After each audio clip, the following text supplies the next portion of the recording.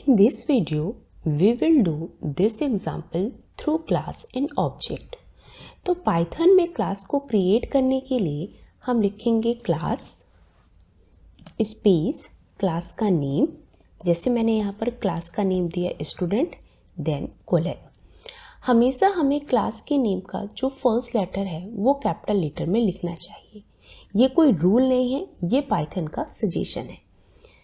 इसके बाद क्लास के अंदर हम एक स्पेशल टाइप के मेथड को लिखते हैं। तो मेथड को लिखने के लिए लिखेंगे हम def space underscore underscore init underscore underscore then parenthesis then colon.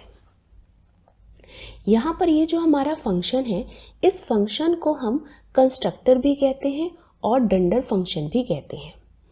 डंडर function Python में वो फंक्शन होते हैं जिसमें फंक्शन की नेम के पहले दो अंडरस्कोर और फंक्शन की नेम के बाद दो अंडरस्कोर का यूज किया गया हो।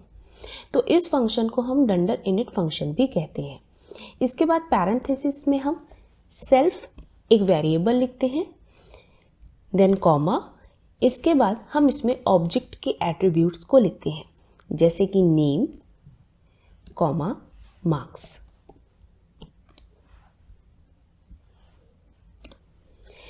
इन एट्रीब्यूट्स का यूज करके हम इंस्टेंस वेरिएबल को क्रिएट करते हैं। तो इंस्टेंस वेरिएबल को क्रिएट करने के लिए हम लिखेंगे self dot name equal to name, self dot marks equal to marks. इस लाइन का क्या मीनिंग है इसे हम बाद में समझते हैं। इसके बाद हम ऑब्जेक्ट को क्रिएट करते हैं। ऑब्जेक्ट को क्रिएट करने के लिए हम लिखेंगे ऑब्जेक्ट का नेम, जैसे कि मैंने नेम यहाँ दिया S1, हम नेम कुछ भी ले सकते हैं, इक्वल टू क्लास का नेम एंड देन पैरेंथेसिस। यहाँ हमने स्टूडेंट क्लास के ऑब्जेक्ट S1 को क्रिएट करने के लिए स्टूडेंट क्लास को कॉल किया है थ्रू पैरेंथेसिस। जैसे कि हम मेथड्स को कॉल करने के लिए पैरेंथेसिस का यूज़ करते हैं, वैसे ही हमने स्टूडेंट क्लास को पैरेंथेसिस की हेल्प से कॉल किया है।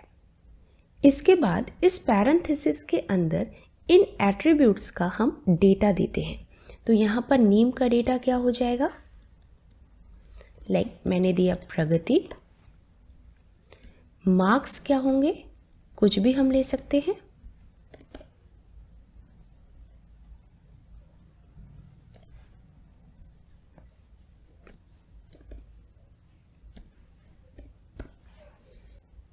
तो इस लाइन में हमने सबसे पहले क्या किया, इस लाइन में हमने सबसे पहले S1 नाम का एक न्यू एम्प्टी ऑब्जेक्ट क्रिएट किया, जो इमीडिएटली इनिट फंक्शन को कॉल करता है और उसके सेल्फ पैरामीटर में पास हो जाएगा। मीन्स कि जो सेल्फ पैरामीटर है वो अब S1 को पॉइंट कर रहा है। नाउ सेल्फ हमारा अब एक न्यू एम्प्टी ब्लैंक ऑब्जेक्ट है जिसके अंदर कुछ भी नहीं है। इसके बाद हम नेक्स्ट लाइन में इंस्टेंस वेरिएबल को क्रिएट कर रहे हैं। तो इंस्टेंस वेरिएबल को क्रिएट करने के लिए हमने लिखा self dot name equal to name, जहाँ पर सेल्फ ब्लैंक ऑब्जेक्ट है, डॉट ऑब्जेक्ट के अंदर जो भी है उसको एक्सेस करने में हेल्प करता है। इसके बाद हमने सेल्फ के अंदर एक नेम नाम का वेरिएबल क्रिएट किया हुआ है जिसकी वैल्यू हमने नेम दी है। सेम हमने इस लाइन में भी किया हुआ है। यहाँ पर भी हमारा सेल्फ एक ब्लैंक ऑब्जेक्ट है, डॉट इस ऑब्जेक्ट के अंदर जो भी है उसको एक्सेस करने में हेल्प करता है, और सेल्फ ऑब्जेक्ट के अंदर हमने मार्क्स नाम का एक वेरिएबल क्रिएट किया हुआ है जिसकी वैल्यू हमने मार्क्स दी हुई है। यहाँ पर इन वेरिएबल्स के नेम हम कुछ भी ले सकते हैं। आप चाहें तो इसका नेम F अंडरस्कोर नेम भी ले सकते हैं, इसका नेम हम S अंडरस्कोर मार्क्स भी ले सकते हैं। ये हमारी चॉइस है। अगर हम चाहें तो यहाँ पर भी हम सेल्फ की जगह कुछ और भी नेम ले सकते हैं। फॉर एग्जाम्पल कि मैं यहाँ पर सेल्फ की जगह ऑब्जेक्ट नेम लिख दूँ, तब हमें यहाँ पर सेल्फ की जगह ऑब्जेक्ट नेम लिखना होगा और यहाँ पर भी हमें सेल्फ की जगह ऑब्जेक्ट नेम करना होगा। बट मैं हमेशा यहाँ पर सेल्फ नेम ही लूँगी। एक क्लास के अंदर हम एक से ज़्यादा ऑब्जेक्ट को भी क्रिएट कर सकते हैं। तो अगर हमें कोई दूसरा ऑब्जेक्ट क्रिएट करना है तो हमें ऑब्जेक्ट का नेम दूसरा लेना होगा।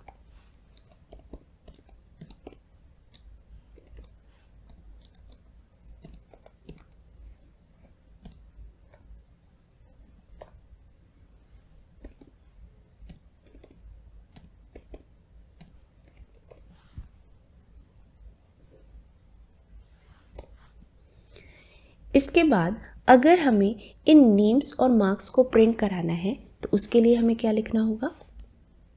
प्रिंट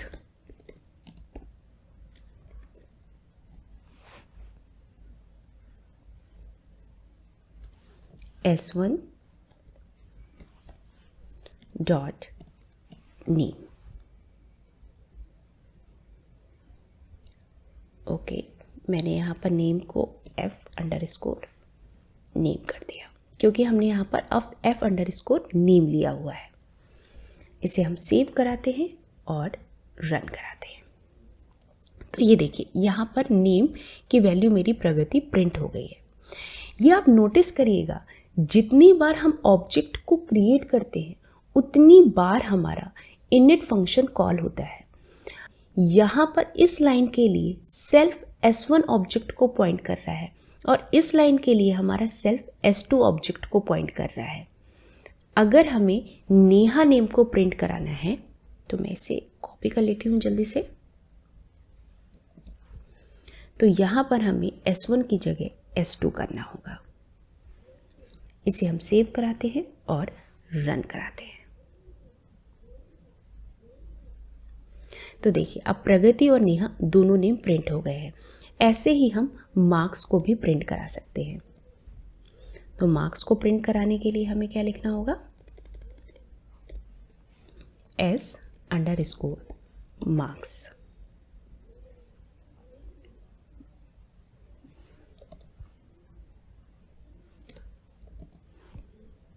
और यहाँ पर हम S2 कर देते हैं।